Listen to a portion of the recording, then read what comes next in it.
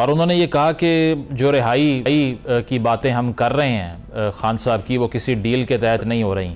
आपके इल्म में भी यही है कि कोई बैकडोर राब्ते नहीं है और ये जो हुकूमत पाकिस्तान में आई है 8 फरवरी के इंतखाबात के नतीजे में, यही कंटिन्यू करेगी?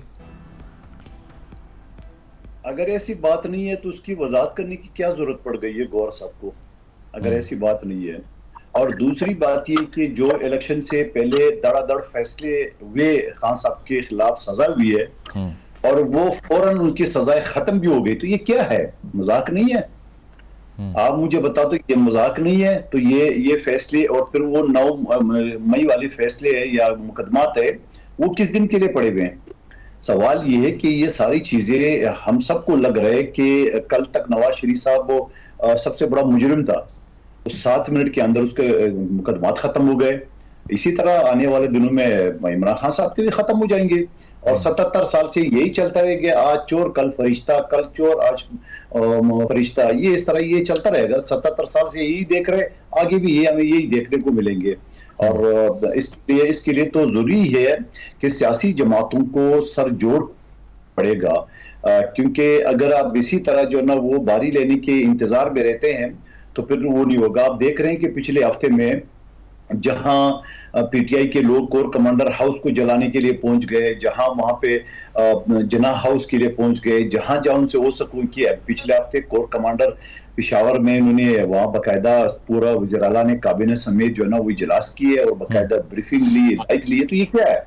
यानी आप सियासी लोगों के साथ बैठने को तैयार नहीं है, चोर है, डाकू है, और आप फौज के साथ बैठने को तैयार है। एक तरफ तो आप कहते हो फौज को सियासत से दूर होना चाहिए, फिर आप नहीं फौज के साथ बैठ के मुज़ाकरात करते हो। और पहले भी आपने कहा कि मैं उनके साथ मुज़ाकरात करूंगा जैसे शहबाज शरीफ चुप चुप के मिलता था। अरे बाबा, सियासी लोगों के साथ खुल्लम खुल्ला मिले, चुप चुप के मिलने की जरूरत नहीं है। बता दो तुम्हारे अंदर ये कसूर है, मेरे अंदर ये कसूर है, तब भी जाके ये मसला हल होगा।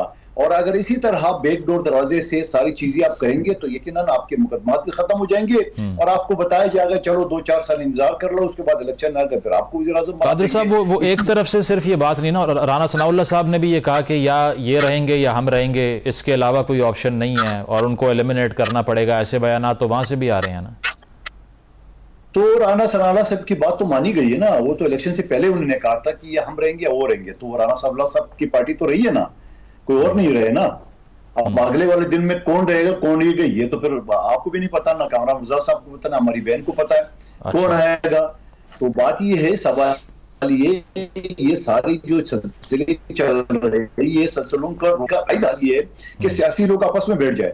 हम आपस में एक दूसरे की शक्ल देखना पसंद नहीं करेंगे, हम एक दूसरे को चोर डाकू कहते हैं जबकि सजा तो खुद है, और फिर उसके बाद जाके आप कहते हैं कि हालात ठीक होंगे, हालात ठीक है। सायरा साहिबा, आपने ये जो कंसर्न जो जी ठीक है कादिर साहब, पॉइंट आ गया आपका। सायरा साहिबा, जो कादिर साहब बात कर रहे हैं, ठीक, सायरा साहिबा कादिर साहब जो बात कर रहे हैं, अब ये तो एक जेन्युइन कंसर्न रहा है पाकिस्तान की कुछ पॉलिटिकल पार्टीज़ का, अपार्ट फ्रॉम पीटीआई, कि वो बैठकर बात करने को तैयार नहीं है। इवन पीपल्स पार्टी ने भी पहले दावत दी कि गवर्नमेंट फॉर्म कर लेते हैं, उसका रिस्पॉन्स नहीं दिया, लेकिन ए पॉलिटिकल लोगों से बात करने को वो तैयार हो जाते हैं। तो ये तो मानने वाली बात है या नहीं आपके नज़दीक? अब देखिए उनके जहन में क्या चल रहा है वो तो वही बता सकते हैं। बाकी अभी कहा ना कि सब सियासतदानों को बैठना चाहिए, सिर्फ अब बात सियासतदानों की नहीं रही, सिर्फ सियासतदानों को नहीं बैठना चाहिए, टेबल पर सियासतदान भी हो, अदलिया भी हो, ब्यूरोक्रेसी भी हो, मिलिट्री एस्टेब्लिशमेंट भी हो, और ये हमारी सहाफी 5 बंदे बैठकर अपनी अपनी हदूदो कयूद का तयन करें। अच्छा, फिर कहीं जाकर बात बनेगी।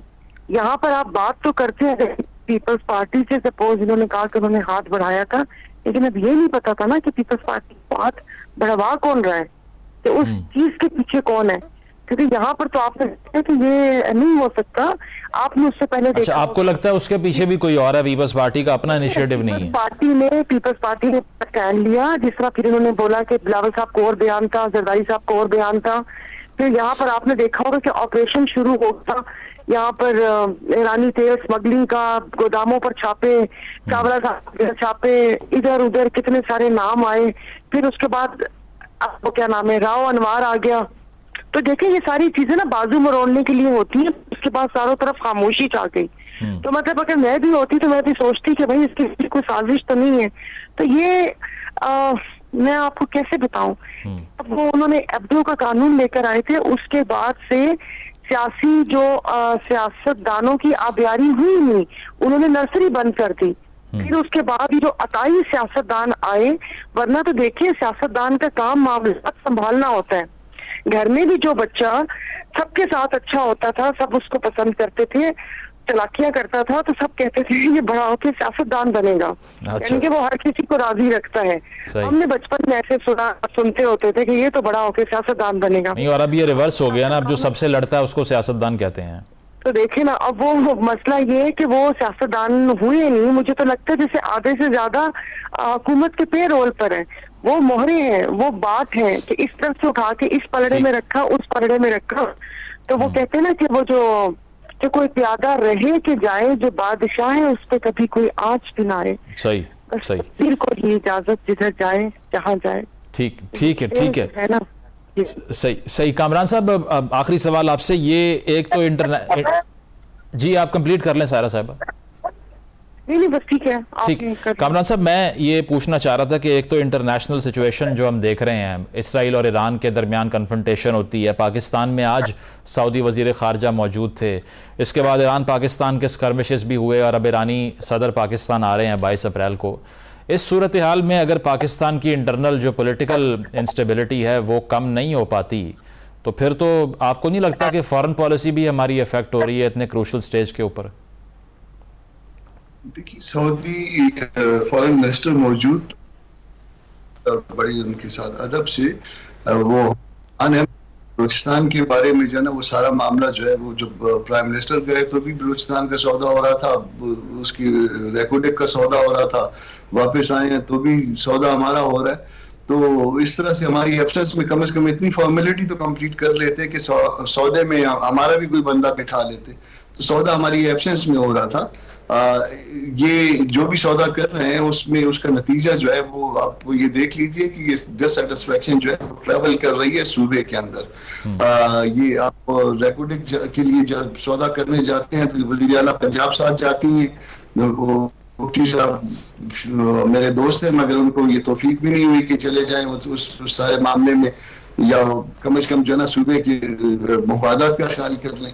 अब अगर ईरान के मामला तो साथ लेके जाएंगे या हम पे जो है ना वो इस तरह से फायदे उठाएंगे दूसरे मुल्क, अगर अल्लाह पाक रहम करे, हम तो अपने सौदे पे हो रहे हैं कि हमारा सौदा हमारी एब्सेंस में, और जिस तरह से जो हमारे साथ किए जा रहा है वो बहुत बड़ा जुल्म है। और इसका नतीजा जो है ना एक आप सूबे में देख रहे हैं कि लोग जो है ना वो सेटिस्फाई नहीं है, जिस दिन ये लावा फटना पड़े।